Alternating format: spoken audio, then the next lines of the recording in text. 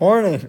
This is a video for the additional power focus area, sequences as functions, okay? We're going to talk about in this video how to write the same equation but in two different ways, okay? When you have n minus 1 and n, okay? Might be causing some confusion for some of you, all right? So real quick, we have a sequence here. It's arithmetic, and it's going up by 3. So if you remember from last video, we need two pieces of information to write our equation. It's the starting value, which is also known as our first term, and then we need the pattern, which is plus 3, okay? So to write my equation with n minus 1, I write a sub n equals our pattern, which is positive 3 plus 3. Then I write n minus 1, and then I write my first term, which is 5. So I write plus 5, okay?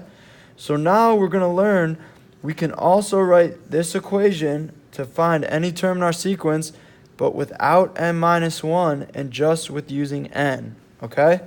So the only difference is that instead of using a sub 1, which is our first term, we should use a sub 0, which just represents our starting value, which is the term before our first term, okay? Because what's before 1? 0. So in order to find our 0 term, we have to think, what would be before 5 if our sequence is going to be mathematically correct with our pattern of plus 3? So instead of adding 3, if I'm going backwards, I'm going to subtract 3. So 5 subtract 3 is going to give me 2.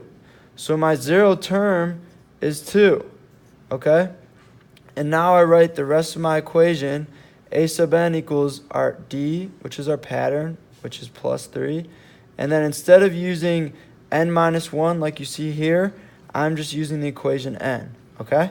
So real quick, I'm going to show you when I plug in, let's say I want to find the second term, okay, in each equation. So when I plug in 2 to this equation for n,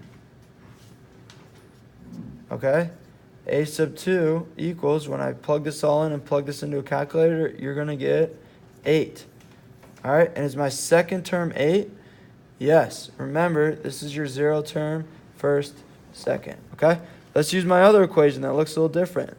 I'm going to plug in 2 to my n's for my second term.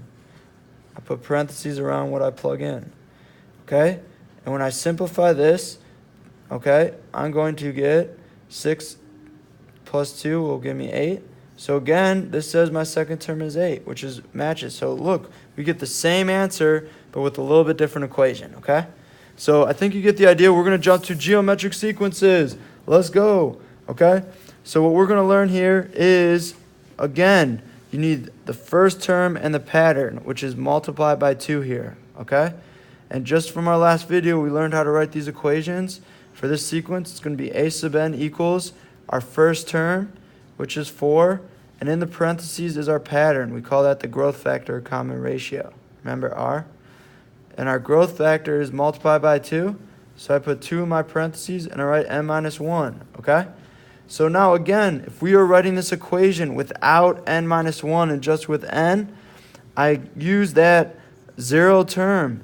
So what is my term before our first term? Okay, so to find that 0 term, instead of multiplying by 2, since I'm going backwards, I divide by 2. So 4 divided by 2 gives me 2. All right, so to write my equation, I have a sub n equals my 0 term, which is 2.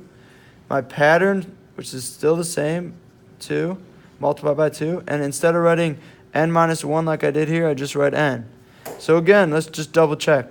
If I want to find term 3, okay, my term 3, remember it's 0, 1, 2, 3 now because I found that 0 term.